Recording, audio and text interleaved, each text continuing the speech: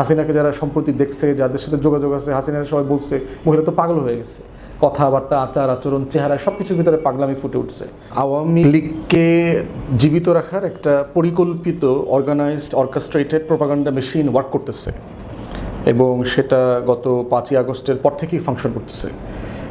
BNP ক্ষমতায় আসার পরে আমরা ধারণা করেছিলাম যে এটা হয়তো কিঞ্চিত মানে গতি কমে যাবে, কিন্তু বিএনপি সরকারের বেশ কয়েকটা সিদ্ধান্ত দিল্লিকে এবং এই যে দিল্লির গোলাম যারা আছে, আওয়ামী মন্দিরের পূজারী, তাদেরকে বেশ বিক্ষুব্ধ করেছে।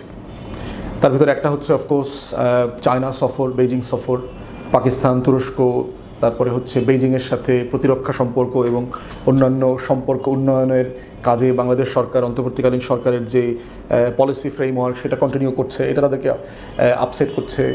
আওয়ামী লীগকে নিষিদ্ধ করবার ব্যাপারে যে সংসদে ঐকমত্য হয়েছে, বিচার চলছে, দলের বিচার, যেটা মনে করা হয়েছিল যারা একটু স্লো ডাউন করবে, যদিও আমরা বিচারের ব্যাপারে খুব বেশি সন্তুষ্ট না।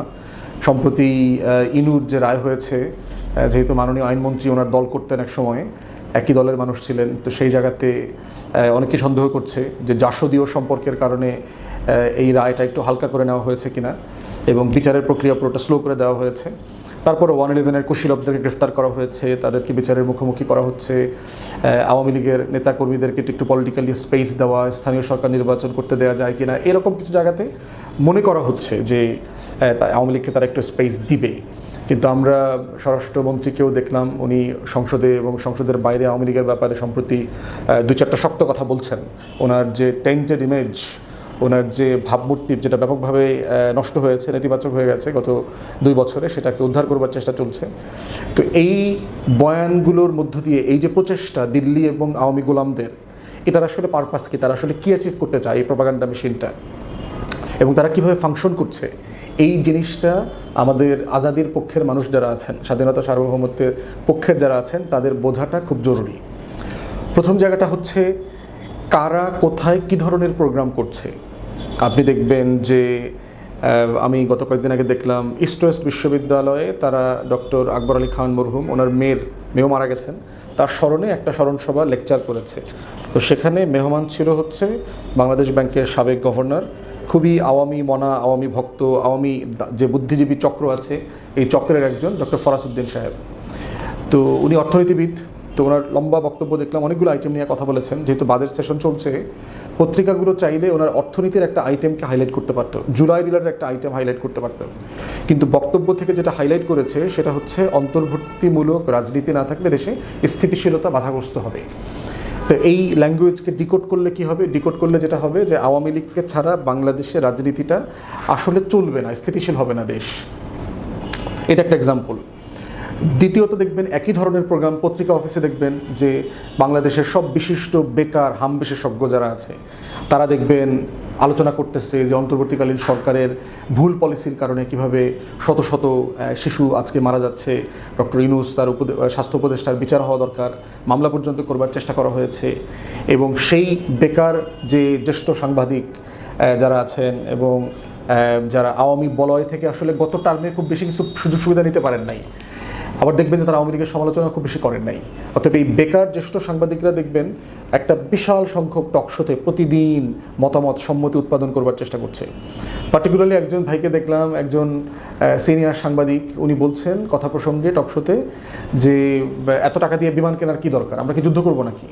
মানে এই যে আমাদের সেনাপ্রধান বলেছেন আমাদের বিমান বাহিনীকে আধুনিকায়ন করা দরকার, আমাদের নতুন যুদ্ধ বিমান দরকার, JF-17 থান্ডার, যেটা পাকিস্তান এবং চায়না মিলে বানিয়েছে, আমরা সেটা চাই, একটা পুরো স্কোয়াড্রন দেওয়ার জন্য ইতিমধ্যেই পাকিস্তান এবং চায়না অফার করে দিয়ে রেখেছে। তো সেই প্রসঙ্গে বলছে এত টাকা খরচ করে বিমান কেনার দরকার কি, আমরা কি যুদ্ধ করবো নাকি? তাহলে ভাই তাহলে আমরা কি করব? আমাদের সেনাবাহিনী দরকার আছে কিনা, বিমান বাহিনী দরকার আছে কিনা? আওয়ামী লীগের নেতাকর্মীদের একটা জুম মিটিংয়ের একটা ক্লিপ কদিন আগে আপনার অনলাইনে আসছে, সেখানে এক মহিলা লীগ সে বলতেছে ভারতের সাথে সিম্পলি একটা চুক্তি করে ফেললেই তো হয়, আমাদের কোনো বাহিনীর তো প্রয়োজন নাই। এখন দেখেন এই বক্তব্যগুলোর ডিকোড করেন, এই বক্তব্যগুলোর সাথে কিন্তু সেই 71 সালে সেপ্টেম্বর অক্টোবরে ভারতের সাথে করা যে গোপন 7 দফা চুক্তি, যার একটা দফাতে ছিল বাংলাদেশের কোনো সেনাবাহিনী থাকবে না, শুধুমাত্র একটা আইন শৃঙ্খলা রক্ষা করবার জন্য একটা প্যারামিলিশিয়ারি বাহিনী থাকবে, এটার পুরোটার দায়িত্ব থাকবে হচ্ছে ইন্ডিয়ান ফোর্সের। এবং সেই ধারাবাহিকতায় দেখবেন আপনি যদি আওয়ামী লীগ এবং বামদের বক্তব্যগুলো কয়েক দশক থেকে পর্যালোচনা করেন, সবসময় দেখবেন তারা এন্টি সেনাবাহিনী, আমার কোনো সভরেন ফোর্সের দরকার নাই, এই রকম একটা ন্যারেটিভ তারা তৈরি করবার চেষ্টা করেছে। এইটা করতে পারে নাই বলে আওয়ামী লীগ পরবর্তীতে যেটা করেছে সেটা হচ্ছে আমাদের বাহিনীগুলোর মোরাল ধ্বংস করে দিয়েছে।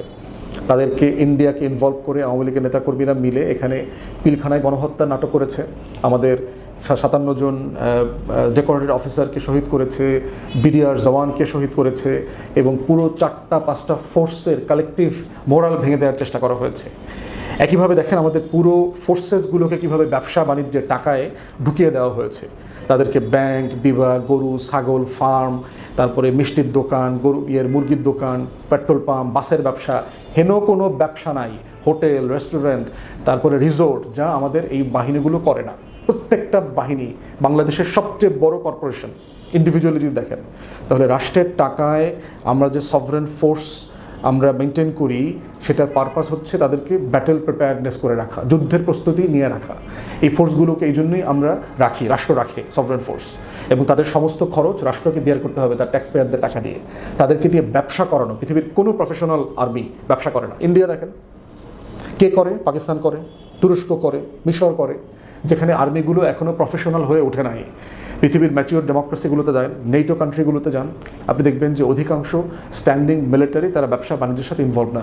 ব্যবসা করতে চাইলে পোশাক খুলে রিটায়ারমেন্টে এসে আপনি ব্যবসা করেন, আপনার জমির ব্যবসা করা দরকার, ব্যাংকের ব্যবসা করা দরকার, ট্রাস্ট ব্যাংক করা দরকার, এসকেএস টাওয়ার করা দরকার, শপিং মল করা দরকার, করেন। তাহলে এই যে পরিকল্পিতভাবে এই যে বয়ানটা তৈরি করা হয়েছে, এবং এই বয়ানের আলোকে আমার বাহিনীগুলোকে একইভাবে নষ্ট করে দেওয়ার যত পরিকল্পনা, মোরাল নষ্ট করে দেওয়া, চরিত্র নষ্ট করে দেওয়া।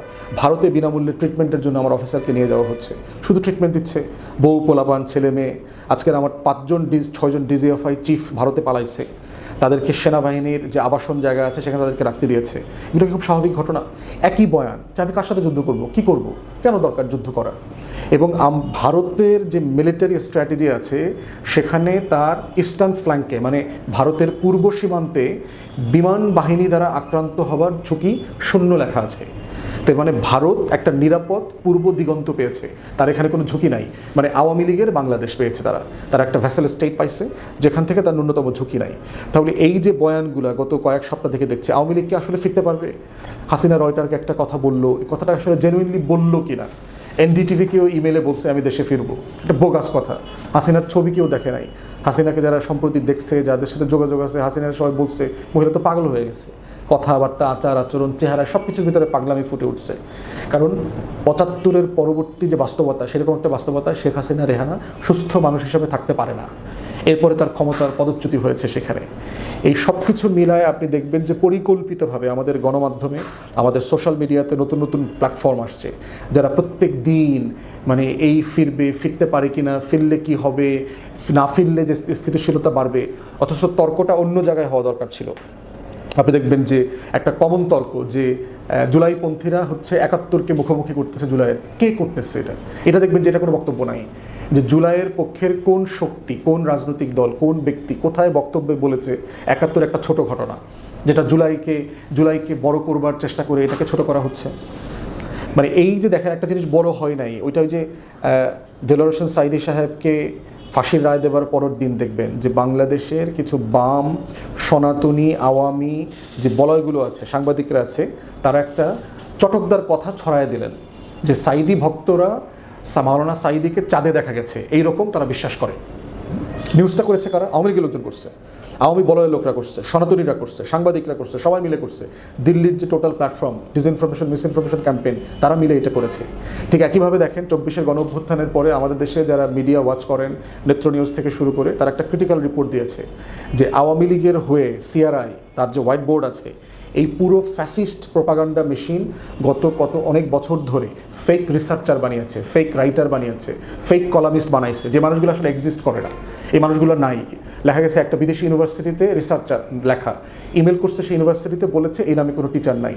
এরা প্রত্যেক দিন বাংলাদেশের বড় বড় বাংলা পত্রিকা, ইংরেজি পত্রিকা, ইন্ডিয়াতে, বিদেশে, পশ্চিমের দেশগুলোতে, গুরুত্বপূর্ণ পত্রিকাগুলোতে নিয়মিত আওয়ামী লীগের পক্ষে কলাম লিখতেছে, মতামত তৈরি করতেছে। এরকম শত শত আর্টিকেলের খবর পাওয়া গেছে।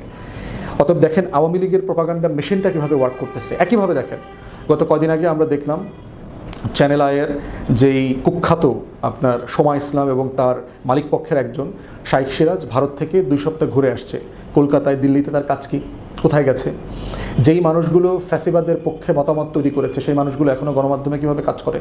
এবং আমি এর আগে এই কথাটা বারবার বলেছি, প্রত্যেক দিন গণমাধ্যমে দেখবেন কী ধরনের নিউজকে নিউজ করা হয়। দেখবেন যে খবরের একটা রাজনীতি আছে, কোনটা খবর কোনটা খবর না।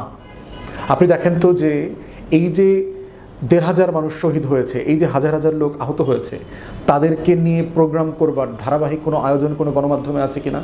কোনো গণমাধ্যমের নিজস্ব প্রোডাকশন আছে কিনা? 10টা নাটক, 20টা প্রোডাকশন, টেলিফিল্ম করা, 10টা গান, 20টা কবিতা।